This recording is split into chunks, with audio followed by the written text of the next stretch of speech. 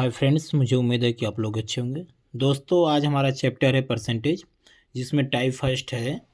Question number first उसमें है, एक व्यक्ति अपने वेतन का 30% भोजन पर खर्च करता है और 3% दान में दे देता है। यदि उसने इन दोनों पर कुल 2310 रुपये खर्च किए हैं तो उसका वेतन कितना है। तो दोस्तों, उसका वेतन चाहे जितना भी होगा अपने आप में 100% होगा। सर्वप्रथम देख लेते हैं कि वो क्या कर रहा है। 30% भोजन पर खर्च कर रहा है, यानी 30% भोजन पर खर्च कर रहा है और 3% दान में दे दे रहा है, यानी कुल मिलाकर के 33% वो खर्च कर दे रहा है। उसका जो भी वेतन होगा वो अपने आप में 100% होगा। तो ये बोल रहा है कि यदि उसने इन दोनों पर कुल 2310 रुपये खर्च किए हुए, यानी ये दोनों जो मिला करके जो 33% आ रहा है वो 2310 रुपये के बराबर खर्च कर रहा है। आई होप कि ये बात आप जरूर समझ गए होंगे।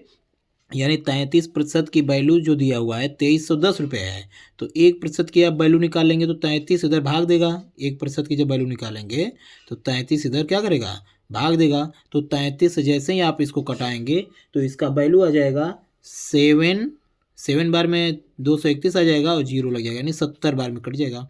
तो आप निकाल लेंगे उसका वेतन, यानी 100% की वैल्यू पूछ रहा है तो 100% की वैल्यू हो जाएगा। तो इसमें 100% का मतलब कि 100 का क्या हो जाएगा, गुणा हो जाएगा। 1% की वैल्यू जब 70 है तो 100% की वैल्यू पूछ रहा है तो 100 का गुणा हो जाएगा, यानी 7000 रुपये। यानी उसका मूल वेतन कितना है, 7000 रुपये। ये हो गया आपका आंसर। आई होप कि आप जरूर समझ गए होंगे। चलिए देखते हैं इसी पर दूसरा क्वेश्चन जो हमारा है।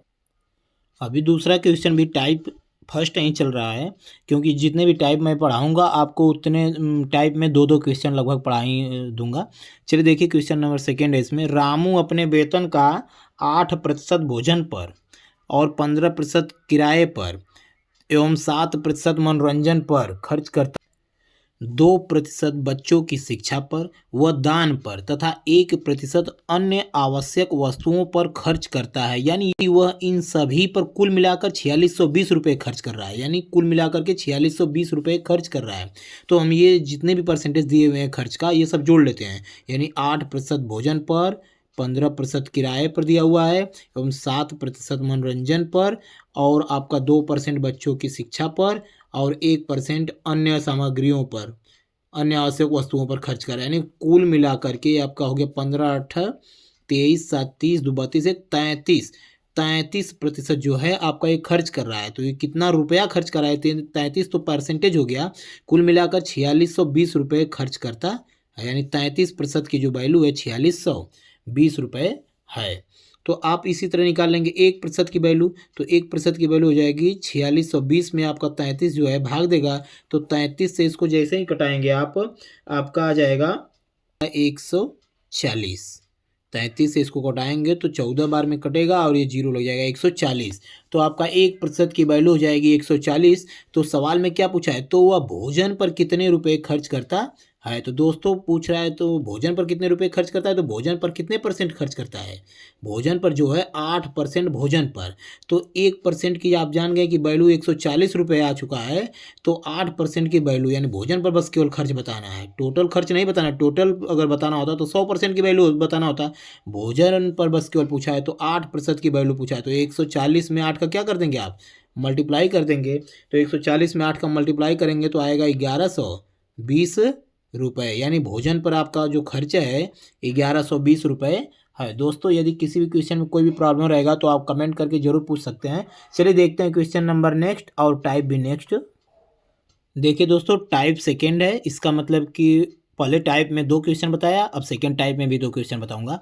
देखिए क्वेश्चन नंबर 3 है। रामू ने अपने धन का 40% मशीनरी में, 25% बिल्डिंग मटेरियल में। तो दोस्तों इसको आप क्या करिएगा, परीक्षा हाल में लिखते रहिएगा। 40% मशीनरी में हो गया, 25% बिल्डिंग मटेरियल में हो गया और 15% कच्चे रा मतलब रा मतलब कच्चे ही होता है सामान में, तथा 5% फर्नीचर में और 5% क्या हो गया, फर्नीचर में खर्च किए। इसके पश्चात, यानी ये सब पूरा खर्चा कर दिया। तो कितना खर्च कर दिया आपका, 40 20 60 5 65 5 70 10 80 5 85% पूरा क्या हो गया, ये खर्च हो गया आपका दोस्तों। ये 85% आपका खर्च हो गया। तो खर्च किए, इसके पश्चात उसके पास 1305 रुपये बचे हैं, यानी अब यहाँ पर सेव हो गया है, बच गया है। तो यानी ये जब खर्चा हो गया तो बचत कितना परसेंटेज होगा दोस्तों? तो आप जानते हैं कि पूरा अपने आप में वेतन 100% होता है, तो 100 में से 85 जब घटाएंगे आप, 100% में से 85% खर्चा घटा देंगे तो आपका बचत आ जाएगा कितना परसेंट? 15% आपका बचत हो जाएगा। आई होप कि ये बात आप ज़रूर समझ गए होंगे। तो 15% आपका बचत है, तो यही बोल रहा है सवाल में कि 1305 रुपया बचा है, यानी 15% की जो वैल्यू है वो कितना है? 1305 रुपये है, 1305 रुपये है।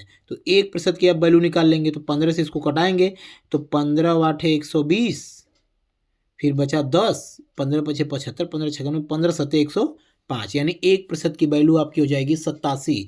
तो आप ये सवाल में पूछा है कि उसके पास कुल कितना धन था, यानी कुल कितना धन, यानी 100% की वैल्यू पूछा है। कितने परसेंट की वैल्यू? 100% की वैल्यू पूछा। तो 1% की जो वैल्यू हो गई आपकी 87 आ गई, तो 100% की वैल्यू हो जाएगी आपका 100 का इसी में क्या कर देंगे? मल्टीप्लाई कर देंगे, यानी 8700 रुपये, यानी उसके पास कुल कितना धन था? 8700 रुपया। ये आ गया दोस्तों आपका रियल आंसर। आई होप कि ये बात आप जरूर समझ गए होंगे। चलिए देखते हैं क्वेश्चन नंबर नेक्स्ट।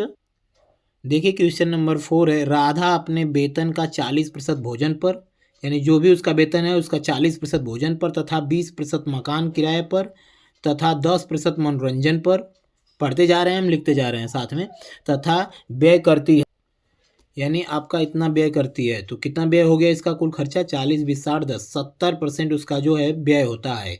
यदि माह के अंत में 1500 रुपये की बचत करती है। दोस्तों ये हो गया आपका खर्चा। तो बचत पूछा है, तो बचत कितने परसेंट की हो जाएगी? वस्तु अपने आप में 100% होता है, खर्चा उसमें से घटा देंगे तो आपका बचत आ जाएगा। तो बचत हो गया आपका 30%। 30% जो है बचत करता है। तो 30% की जो वैल्यू है वो कितना दिया हुआ है? 1500 रुपये। 30% की जो वैल्यू है वो 1500 रुपये के बराबर है। तो 1% की वैल्यू आप निकाल लेंगे, तो 30 इधर आएगा तो भाग देगा, 3 पचे 15, 100, तो आपका 1% की वैल्यू हो जाएगी 50। तो सवाल में पूछा है तो उसका वार्षिक वेतन क्या है? तो सर्वप्रथम उसका पहले मासिक वेतन निकाल लेते हैं, क्योंकि ये सब महीने का खर्चा दिया हुआ है। तो उसका पहले कुल वेतन निकाल लेते हैं। तो 1% की वैल्यू होगी 50, तो कुल वेतन हो जाएगा उसका मासिक वेतन है 100 का गुणा कर देंगे 100%, क्योंकि कोई भी वेतन होगा अपने आप में 100% होगा। तो यानी 5000 रुपया हो गया।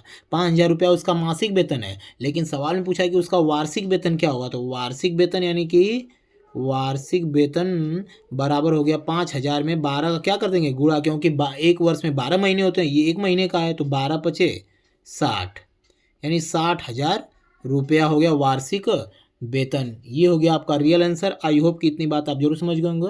दोस्तों यदि भी किसी भी क्वेश्चन में कोई भी प्रॉब्लम हो या किसी भी टॉपिक में भी कोई भी क्वेश्चन हो तो आप कमेंट करके कमेंट। आज के लिए इतना ही, कल मिलते हैं नेक्स्ट वीडियो में नेक्स्ट टाइप के साथ। Thank you for watching this video.